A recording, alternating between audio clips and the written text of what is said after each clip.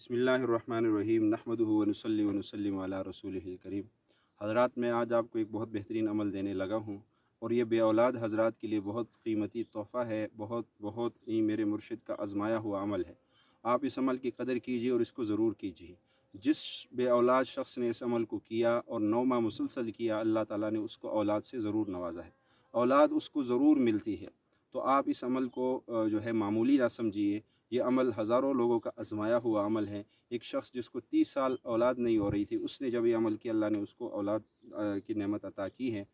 تو عمل سن لیجئے، 3 عمل ہیں، اور 2 عمل جو ہے وہ میاں بیوی نے جو ہے کرنا ہے، اور ایک تیسرا عمل صرف بیوی کرے گی۔ پہلا عمل جو ہے وہ سورۃ الفاتحہ کا ہے۔ عشاء کی نماز کے بعد 121 مرتبہ سورۃ الفاتحہ، اول آخر 7 مرتبہ درود پاک کے ساتھ، یہ جو ہے خاوند بھی کرے اور بیوی دونوں کرے۔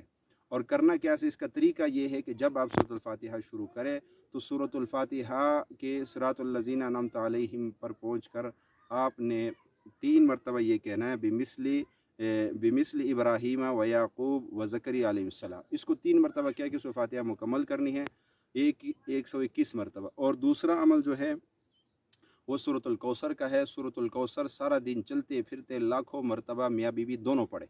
جتنا زیادہ پڑھیں گے انشاءاللہ اتنا ہی زیادہ فائدہ ہوگا۔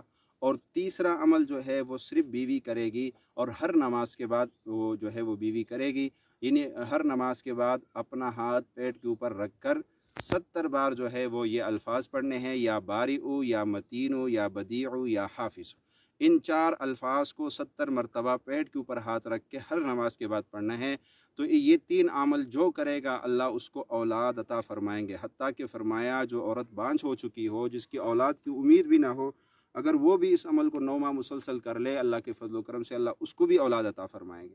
تو اس عمل کو معمولی نہ سمجھیے، عمل اور کرنا 9 ماہ ہے۔ اگر اس سے پہلے عمل ٹھہر جائے تب بھی اس عمل کو نہیں چھوڑنا ہے، اس عمل کو 9 ماہ مسلسل کرنے ہیں۔ انشاءاللہ اللہ کے فضل و کرم سے دنیا جہاں کا کوئی ایسا شخص ہو جو اولاد سے نا امید ہو چکا ہو، اگر وہ یہ عمل یقین کے ساتھ کر لے، یقین شرط ہے، جس کو یقین نہ ہو وہ جتنا مرضی کر لے کوئی فائدہ نہیں ہوگا۔ یقین شرط ہے، اللہ کے نام ہے، اور انشاءاللہ اللہ اپنے نام پڑھنے والے کو کبھی بھی مایوس نہیں کرتا ہے۔ تو یہ عمل آپ ضرور کیجئے، اور جو ہے جتنے بھی پریشان حال لوگ ہیں ان تک یہ عمل ضرور پہنچائیے۔ السلام علیکم ورحمۃ اللہ وبرکاتہ۔